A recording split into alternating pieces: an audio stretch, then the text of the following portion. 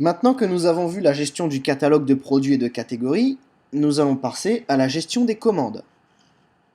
Rappelez-vous, depuis ce petit onglet, vous pouviez voir toutes les commandes qui en fait, ou tout du moins les dernières commandes arrivées, qui en fait vous ramènent à cette vue. Donc dans le menu commande, option commande.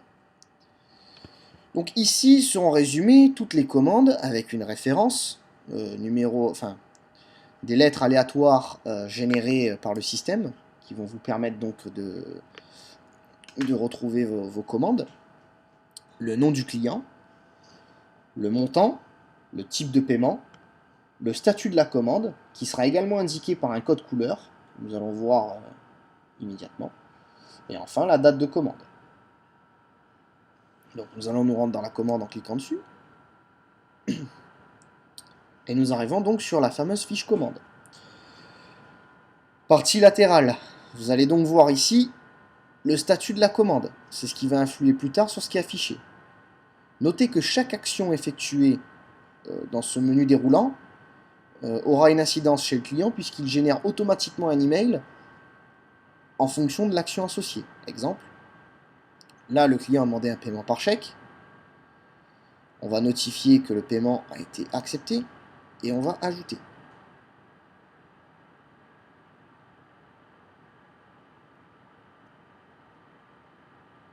Le site va générer automatiquement la facture, changer le statut de la commande, et vous allez le voir, changer également le code couleur de cette commande.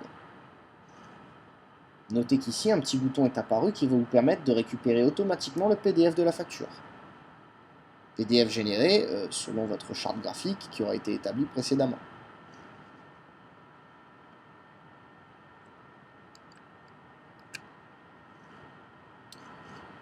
Retour de notre interface commande. Donc ici, vous pouvez ensuite définir la préparation en cours, l'état de la livraison, l'erreur de paiement, etc. Les différentes options qui s'offrent à vous. Vous aurez également donc quelques informations rapides sur le client, son nom, son adresse email, la date de création du compte, le nombre de commandes et le total payé. Sur la partie latérale, vous retrouvez les documents liés à cette commande, à savoir donc une facture. Maintenant, si la facture est annulée ou remboursée, il sera affiché automatiquement l'avoir ainsi que le numéro associé. Le mode de paiement. Vous pouvez définir également un paiement manuel. Le type de transport souhaité par le client. Notez que si vous automatisez certaines tâches, alors certains modules PrestaShop prévoient le suivi automatique sans que rien ne soit fait. C'est le cas d'Expeditorynet. On va se rapprocher de votre webmaster pour qu'il mette en place ce type de module, ou de l'équipe PrestaShop. Ou tout simplement prévoir une URL de suivi, c'est souvent le cas avec Colissimo ou d'autres offres de la Poste, et de rentrer directement le numéro de suivi, de façon à ce que lorsque vous changerez le statut ici en cours de livraison, un mail sera envoyé avec ce numéro de suivi et un lien permettant de consulter en temps réel, ou tout du moins sur une interface relativement simple, le suivi vers le transporteur choisi par le client. Retour produit. Cette case se complétera dans le cas où vous avez un retour produit affecté à la commande. L'adresse de livraison. Donc ici, est définie l'adresse de livraison choisie par le client. Bien entendu, vous pouvez la modifier manuellement dans le cas où le client a fait une erreur, s'il vous contacte ou s'il vous appelle, si pour vous il y a quelque chose d'assez énorme. Là-dessus, aucun problème.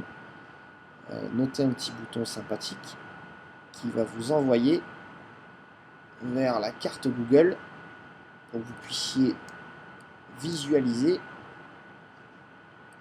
le lieu de la commande, enfin le lieu de la livraison. L'adresse de facturation, donc ici elle est identique, mais le client a le choix lors du processus de commande de choisir une adresse de facturation différente. Bien souvent on enverra la facture donc à cette adresse pour éviter toute confusion.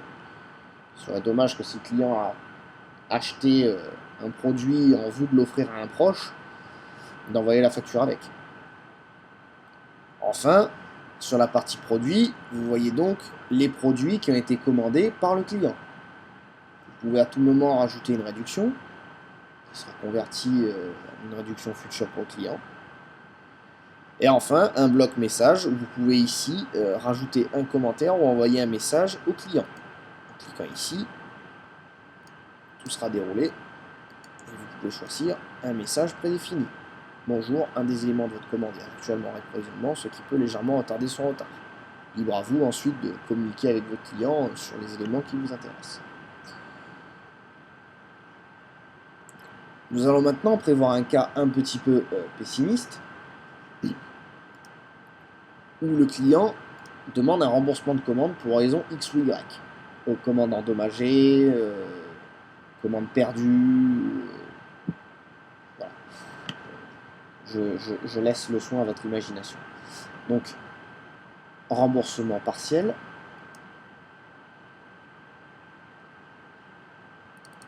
Alors, nous allons rembourser, par exemple, que l'iPod Touch, car l'iPod Touch est arrivé défectueux. En revanche, les écouteurs fonctionnent. On peut choisir de rembourser une partie des frais de port. On va rembourser 4,50 €. Et on va lui dire remboursement partiel. Alors, notez les deux cases. Réinjecter va réattribuer les produits en stock, dans le cas de simple retour produit. Dans le cas de produit défectueux, bien entendu, les stocks ne seront pas récrémentés si vous ne cochez pas cette case. Le bon de réduction, à la différence, va générer un bon de réduction du montant du produit pour que le client puisse recommander sur votre boutique. Tout dépendra du cas et de l'option choisie par le client. Nous allons voir ici le cas d'un remboursement classique avec avoir. Nous allons procéder au remboursement partiel de la commande. Et vous allez donc constater qu'ici est apparue une case avoir que vous pouvez consulter ici et qui va donc générer ce modèle de fichier au client. Il ne restera plus qu'à votre service comptable de faire le nécessaire.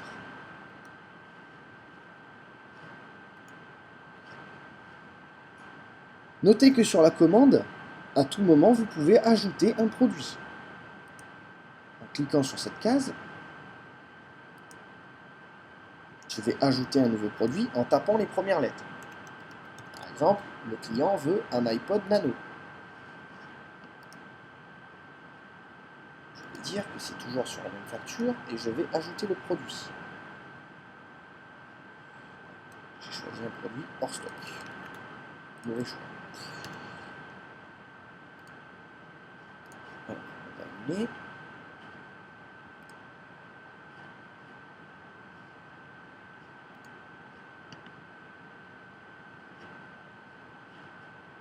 Je peux le faire également d'ici. Je vais choisir donc un iPod Shuffle. Et je vais ajouter le produit. Le produit se rajoute donc à la facture. Notez qu'il s'agit de la facture globale par rapport à ce qui avait été créé au tout début. Donc le montant ici ne correspond qu'à la commande. Réellement, le client payera moins puisqu'il y a un avoir qui a été généré. À ce niveau-là, ça ne se décide pas sur le site. Donc ici, vous allez avoir un petit bouton mise en place d'un formulaire de paiement qui va vous permettre d'envoyer un lien à votre client.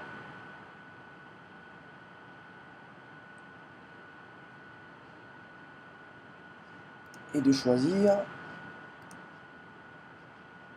le mode de paiement pour votre client et d'ajouter le paiement une fois effectué.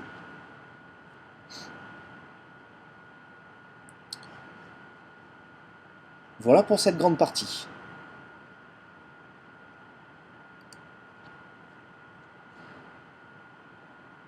Nous allons maintenant voir comment créer une commande manuelle depuis le back-office.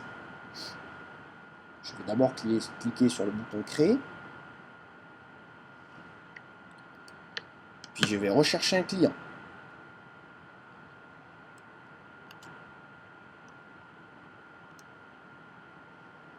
Le client apparaîtra sous forme de carte. Remarque, vous avez un petit bouton « Ajouter un nouveau client » qui va vous ouvrir une fenêtre et va vous permettre de rentrer directement votre fichier client en quelques clics.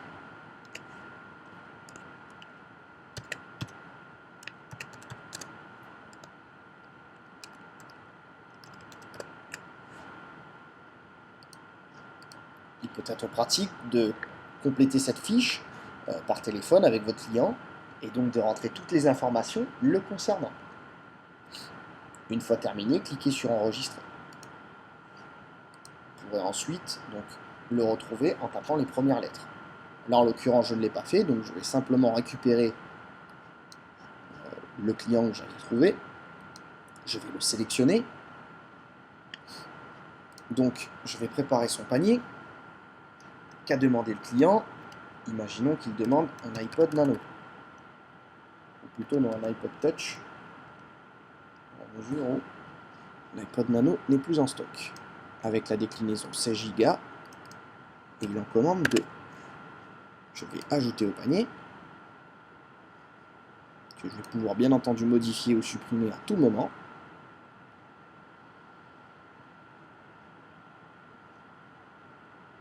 Je vais rechercher les bons d'achat. Donc ajouter un bon d'achat. À tout moment, je peux définir une règle de bon d'achat pour ce client. Bien souvent, cette partie ne sera pas visible pour le personnel commercial ou affecté aux commandes, car c'est l'administrateur qui vous fournira les codes de réduction. Il vous suffira simplement de taper le code de réduction ici. Apparaîtront ici donc les adresses de livraison et de facturation telles que définies par vous, par téléphone au client ou s'il a déjà créé son compte, ou alors carrément d'ajouter une nouvelle adresse qui là aussi ouvrira une nouvelle fenêtre pop-up et vous permettra de rentrer les informations d'adresse pour votre client. Vous pourrez ensuite définir votre mode de livraison, le prix de transport sera calculé comme d'habitude, ou de proposer une livraison offerte. Un bref récapitulatif sera adressé au client. Vous pouvez rajouter un petit message.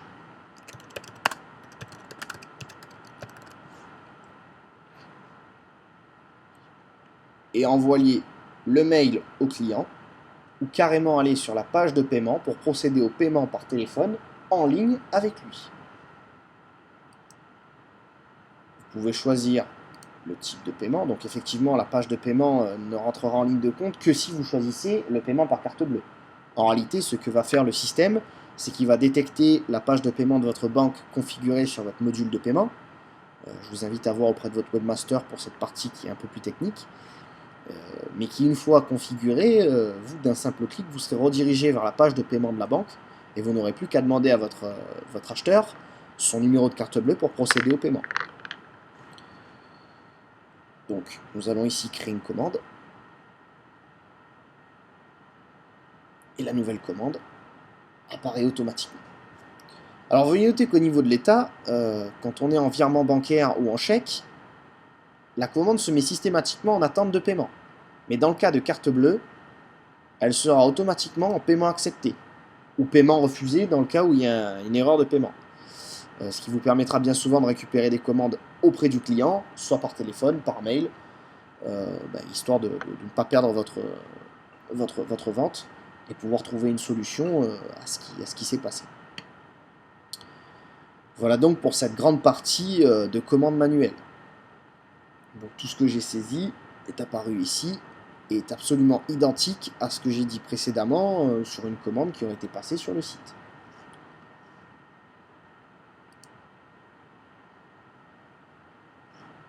Nous allons maintenant voir la partie client. Je reviendrai plus tard sur les différents détails, à savoir les factures. Donc les clients, tous vos clients seront centralisés depuis cette interface. En un clin d'œil, vous pouvez voir donc la civilité, le nom, le prénom, l'adresse mail, l'âge et si votre client est actif ou pas.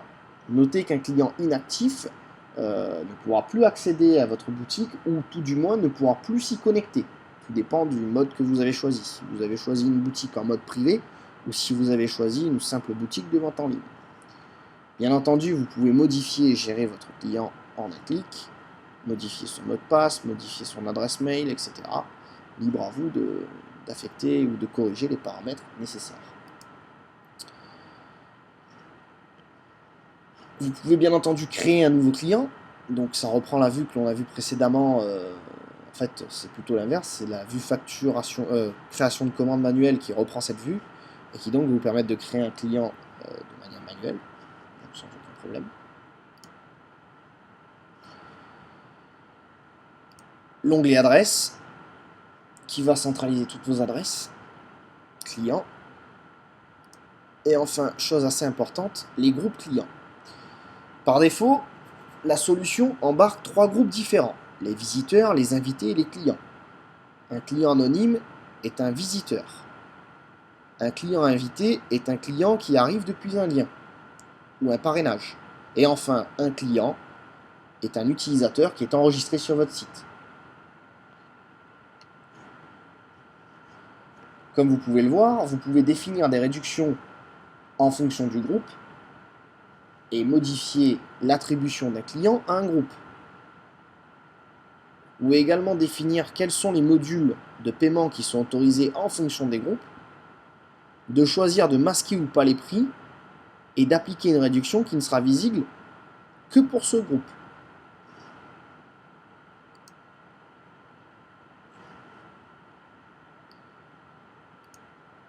La vue panier vous permettra de voir tous les paniers qui ont été enregistrés sur votre site, mais qui n'ont pas forcément abouti à une commande. Ils seront affichés ici, ce qui vous permettra également de consulter quels sont les produits les plus prisés par vos clients, mais qui pourtant ne génèrent pas de commande. Parfois, un simple bon d'achat sur un panier, sur un produit qui est souvent mis en panier, peut déclencher plusieurs ventes simultanées. L'onglet SAV. L'onglet SAV va centraliser tous les retours que vous allez avoir avec votre client. En l'occurrence ici, on peut constater le message que j'avais écrit précédemment. Voici votre commande client, avec un statut vert pour dire que le cas est ouvert. Donc je peux le clôturer. Je vais me rendre dessus et je vais pouvoir gérer tout ce qui a été fait avec ce client et générer de nouvelles réponses. Donc en fait, systématiquement, un mail est envoyé. Petite remarque, si votre client vous envoie un email, malheureusement, il ne sera pas stocké sur le site. Il sera donc envoyé en boîte mail, mais le site ne va centraliser que ce qui est utilisé depuis son interface. Il faut que le client se rende donc dans son compte client et qu'il génère une demande de contact depuis son interface pour que vous puissiez la retrouver dans le site internet. Vous pouvez à tout moment choisir de transférer la discussion effectuée à quelqu'un d'autre, à savoir donc si d'autres administrateurs sont présents ou que vous rencontrez un litige particulier, vous pouvez choisir de faire remonter l'information. Donc ici sont définis les paramètres mail. Là encore, je laisse le soin aux administrateurs et aux webmasters de vous parler de ce cas. L'onglet Contact, qui va vous permettre de définir quels sont les contacts de la boutique, que l'on retrouvera donc plus tard ici, dans l'onglet Contact de votre site. Vous pouvez choisir un objet et dire s'il est à destination du service client ou du webmaster. Tout sera géré ici. Vous pouvez bien entendu créer d'autres contacts, service commercial, service réclamation. À vous de voir ce qui semble le plus juste selon votre activité. Le titre de civilité, monsieur, madame, mademoiselle ou autre. Et enfin, si vous êtes en mode B2B, les encours. En mode B2B, vous allez pouvoir proposer à vos clients d'effectuer des paiements, des paiements décalés ou et autoriser des encours. Bien souvent, lorsqu'un client va vous passer une commande, vous pouvez autoriser un encours allant jusqu'aux 30 jours fin de mois et suivre l'état de ce client et voir jusqu'où il est autorisé de passer commande et si les commandes peuvent être traitées. Vous pouvez voir également le montant des règlements qui ont été perçus ou les montants des règlements toujours en attente. Donc, En l'occurrence, ici, tout a été réglé, puisque j'ai passé le statut de la commande en paiement accepté. Donc c'est très important de ne pas prendre à la légère cette partie-là, puisque c'est toute votre organisation hiérarchique qui sera impactée. Donc retour sur l'onglet des commandes. Les factures. Donc ici, vous avez moyen de dresser un historique de toutes les factures par date. Je vais générer un fichier PDF par date. Et il va donc me sortir l'unique facture présente sur le site, regroupant donc tout ce qu'il possède en date du 8 avril au 8 avril. On peut demander à créer un filtre par état, donc facture remboursée, paiement accepté, etc. On peut désactiver les factures si l'on a son propre système de facturation et qu'on ne souhaite pas passer par le site. On peut demander le détail des taxes sur la facture si vous souhaitez que chaque taxe ou chaque rubrique possède sa propre ligne de détail. Vous pouvez gérer ici votre préfixe de facture, définir le numéro et enfin un texte libre qui apparaîtra sur votre facture. Des modèles de facture peuvent être définis par votre designer. Donc on en a deux par défaut, la facture et la facture en mode B2B. On va voir à quoi ça ressemble. Donc je vais régénérer une facture simplement en cliquant sur le bouton. Voilà, donc quelques petites modifications par rapport aux frais d'expédition et adresse de livraison.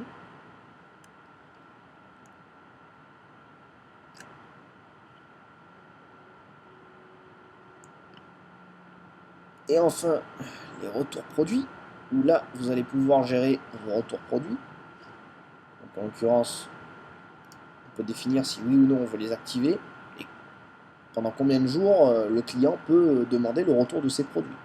Alors, il est à noter que le client peut demander un retour produit depuis son interface, en se connectant et en mettant en litige une commande. Mais bien entendu, il reste soumis à une validation par vous ou par un administrateur du site pour que le retour produit soit effectif. C'est un processus de contrôle.